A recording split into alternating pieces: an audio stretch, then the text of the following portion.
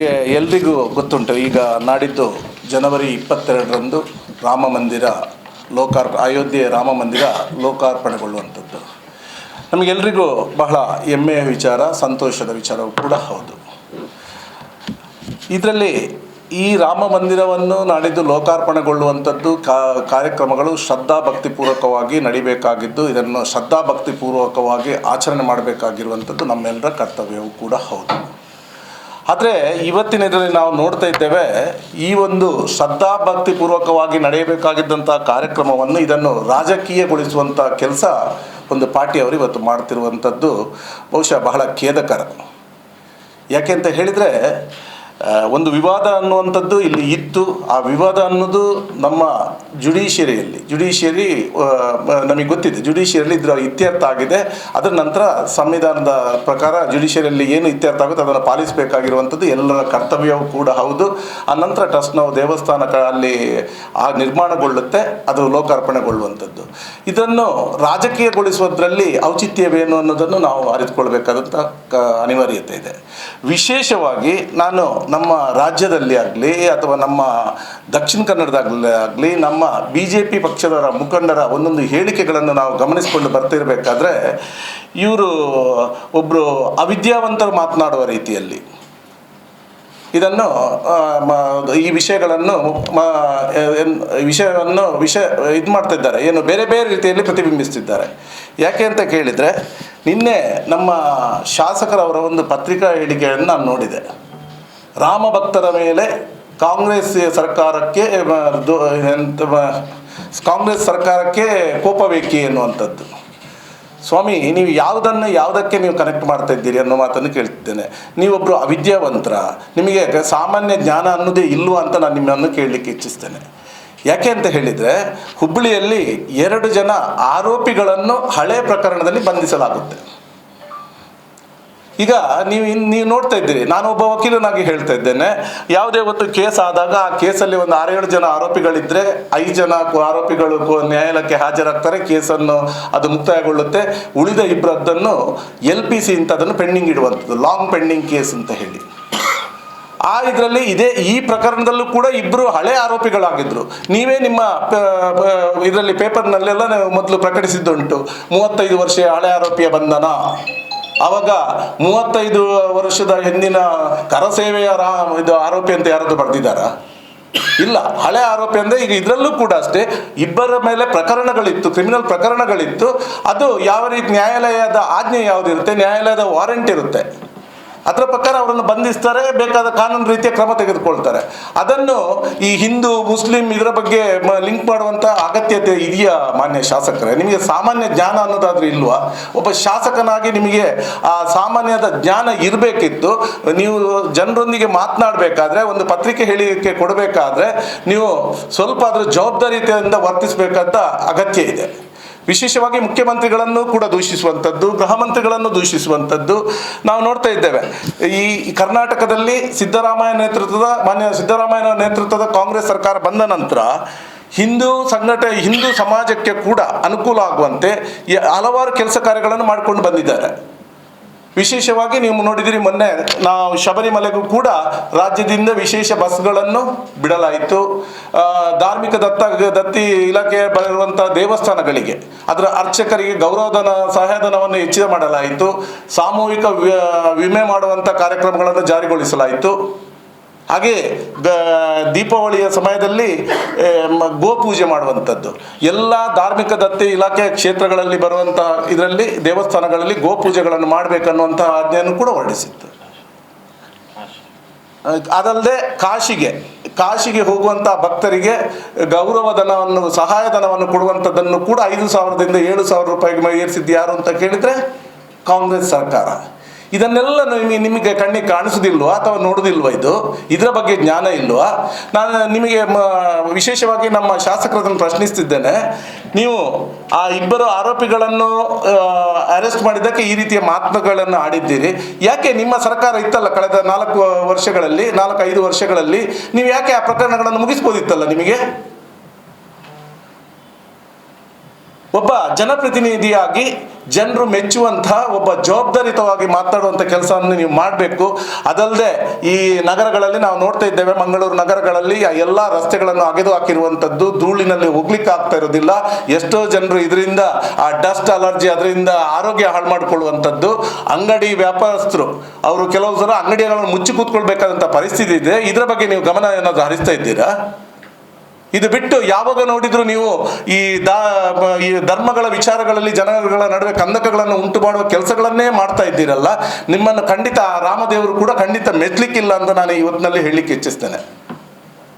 ಹಾಗೆ ನಮ್ಮ ಜಿಲ್ಲೆಯ ಅಥವಾ ಉಡುಪಿ ಜಿಲ್ಲೆಯ ಕೆಲವು ಶಾಸಕರುಗಳು, ಮುಖಂಡರು, ರಾಜಕೀಯ ಮುಖಂಡರು ರಾಜ್ಯ ಸರ್ಕಾರದ ಮೇಲೆ ಒತ್ತಡ ಆಗ್ತಾ ಇದ್ದಾರೆ.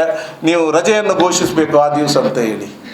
ಏನು ಸ್ವಾಮಿ, ನಿಮ್ಮ ಜನಗಳು ಪಾಪ ಏನು ಕುರಿಗಳಂತ ತಿಳ್ಕೊಂಡಿದ್ದೀರ ನೀವು? ಕೇಂದ್ರ ಸರ್ಕಾರದ ಕಾರ್ಯಕ್ರಮ ನಾಡಿದ್ದು ನಡೀತಾ ಇದೆ. ಕೇಂದ್ರ ಸರ್ಕಾರದ ವತಿಯಿಂದ ಕೇಂದ್ರ ಸರ್ಕಾರ ರಜೆ ಘೋಷಣೆ ಮಾಡಲಿ, ಮುಗೀತಲ್ವಾ? ನೀವು ಸುಮ್ಮನೆ ಇದು ಜನಗಳನ್ನು ಮೆಚ್ಚಿಸ್ಲಿಕ್ಕೋಸ್ಕರ ರಾಜ್ಯ ಸರ್ಕಾರಕ್ಕೆ ನೀವು ರಜೆ ಘೋಷಣೆ ಮಾಡುವುದು ಅಂತ ಹೇಳಿದ್ರೆ ಇದಕ್ಕೆ ಅರ್ಥ ಇಲ್ವಾ?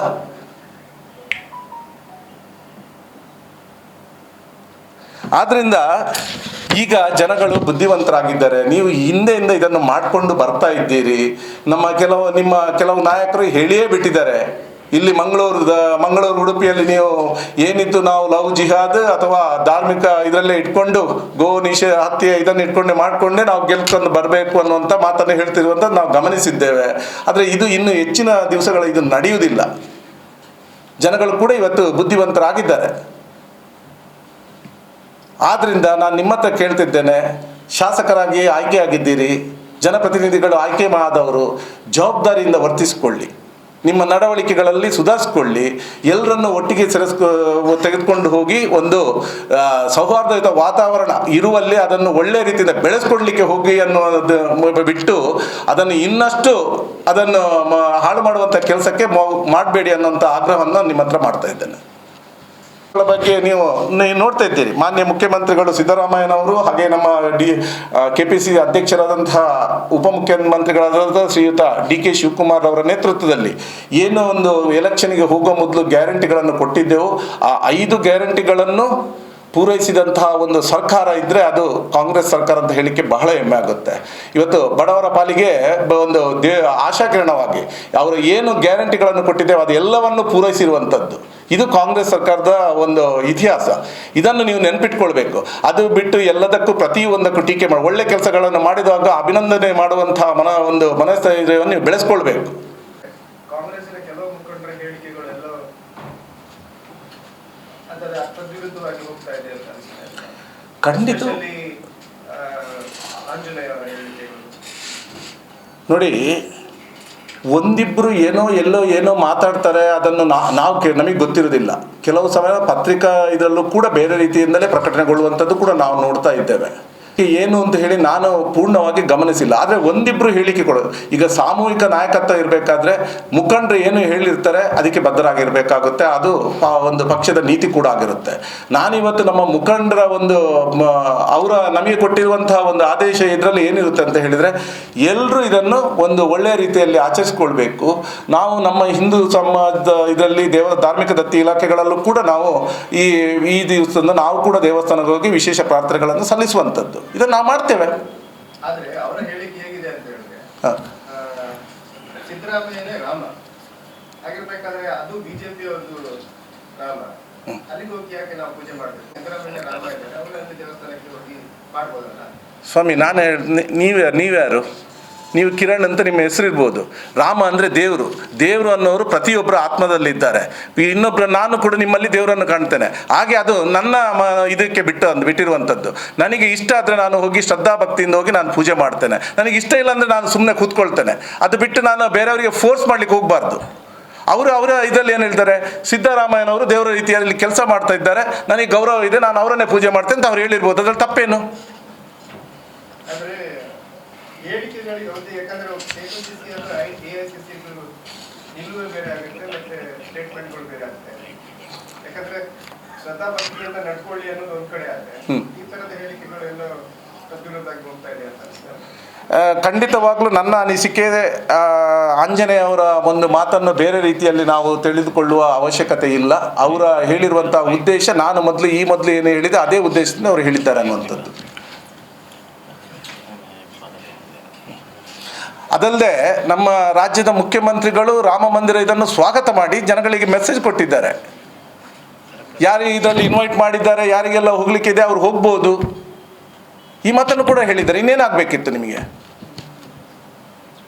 ಅದೇ ಸಂದರ್ಭದಲ್ಲಿ ಹುಬ್ಬಳ್ಳಿಯ ಕೇಸು ಹೊರಗೆ ತೆಗೆಯುವುದು ಮತ್ತು ಅವರನ್ನು ಅರೆಸ್ಟ್ ಮಾಡಿದ್ದು ಅದು ಯಾವ ರೀತಿಯ? ಹುಬ್ಬಳ್ಳಿಯಲ್ಲಿರುವ ಕೇಸ್ ಅಂತ ನೀವು ಅದೇ ಸಮಯದ್ದು ಅಂತ ನಾವಿಲ್ಲಿ ಹೇಳುವಂಥದ್ದು ಸರಿಯಲ್ಲ ಅನ್ನೋಂಥದ್ದು ವಕೀಲನಾಗಿ ಅಲ್ಲಲ್ಲ ನಾನು ಹೇಳ್ತೇನೆ. ಈಗ ಕೆಲವರು ಆರೋಪಿಗಳು ಸಿಕ್ಕಿರುವುದಿಲ್ಲ. ಈಗ ನೀವೇ ಇದರಲ್ಲಿ ಈ ಹಿಂದೆ ಬರೆದಿರೋದು ಇದರಲ್ಲಿ ಇರುತ್ತೆ, ಪೇಪರ್ನಲ್ಲಿ ಇದ್ದೆ 35 ವರ್ಷ 42 ವರ್ಷಗಳ ಹಿಂದಿನ ಆರೋಪಿ ಬಂದನ ಅಂತ. ರಾಮಂದಿರ ಉದ್ಘಾಟನೆ ಆಗುವಾಗಲೇ ಅವರನ್ನು ಅರೆಸ್ಟ್ ಮಾಡಿದ್ದು ಯಾರು ಕಡೆ ಆರೋಪಿ ಆಗಿರ್ಬೋದು, ಸ್ವಾಮಿ ಅವನು ಸಿಕ್ಕಿದ್ದಾನೆ, ವಾರೆಂಟ್ ಇಟ್ಕೊಂಡು ಹೋದಾಗ ಅವ್ನು ಸಿಕ್ಕಿದಾಗ ಅವನನ್ನು ಬಿಟ್ಟು ಬರ್ಲಿಕ್ಕಾಗುತ್ತಾ? ನ್ಯಾಯಾಲಯ ಹೊರಡಿರುವಂಥ ವಾರೆಂಟ್ ಇರುತ್ತೆ, ಅವ್ನ ಮನೆಗೆ ಹೋಗ್ತಾರೆ, ಅವನಲ್ಲಿ ಇರ್ತಾನೆ, ಅವನನ್ನು ಬಿಟ್ಟು ಬರ್ಲಿಕ್ಕಾಗುತ್ತಾ? ವಾರೆಂಟ್ ಪ್ರತಿ LPC ಕೇಸಲ್ಲಿ ಲಾಂಗ್ ಪೆಂಡಿಂಗ್ ಕೇಸ್ನಲ್ಲಿ ಒಂದು ಸಲ ವಾರೆಂಟ್ ಕೊಟ್ಟದ್ದು ಅದು ಪೊಲೀಸ್ನವರು ಇರುತ್ತೆ, ಅವರು ಅದನ್ನು ಇಷ್ಟು ಬೇಗ ಅದನ್ನು ಜಾರಿಗೊಳಿಸುವಂಥದ್ದು. ಇದರಲ್ಲಿ ಆರೋಪಿ ಹಿಂದೆ ಅವರು ಇದ್ದಾರೆ, ಅವ್ರು ಸಿಗ್ತಾ ಇಲ್ಲ, ಸಿಕ್ಕಿದಾಗ ಅವರನ್ನು ಹಿಡಿದಿದ್ದಾರೆ. ಉದ್ದೇಶಪೂರ್ವಕವಾಗಿ ಇದು ರಾಮ ಮಂದಿರ ಆಗ್ತಾ ಇದೆ ಅಂತೇಳಿ ಹಿಡಿದಂಥದ್ದಲ್ಲ. ಅದಲ್ಲದೆ ಈಗ ಇವರಿಗೆ ಅವರು ಆರೋಪಿಗಳು ಅಲ್ಲ ಅಂತ ಹೇಳಿದರೆ BJP ಸರ್ಕಾರನೇ ಈ ಹಿಂದೆ ಇತ್ತಲ್ಲ, ಆ ಕೇಸನ್ನು ಅದನ್ನು ಮುಗಿಸ್ಬೋದಿತ್ತಲ್ಲ ಒಂದು. ಇನ್ನೊಂದು ಆ ಒಬ್ಬ ಆರೋಪಿ ಅಂತ ಆದಾಗ ಅವನು ಭಾರತದ ಸಂವಿಧಾನ ಅನ್ನುವಂಥದ್ದಿದೆ, ಆ ಸಂವಿಧಾನಕ್ಕೆ ಗೌರವ ಕೊಡುವಂಥದ್ದಾದರೆ ನ್ಯಾಯಾಲಯಕ್ಕೆ ಹಾಜರಾಗಿ ಜಾಮೀನು ತೆಗೆದುಕೊಂಡು ಹೋಗುವಂಥ ಕೆಲಸ ಕೂಡ ಮಾಡ್ಬೋದಿತ್ತಲ್ಲ. That's my gadget. Let's go have some fun then.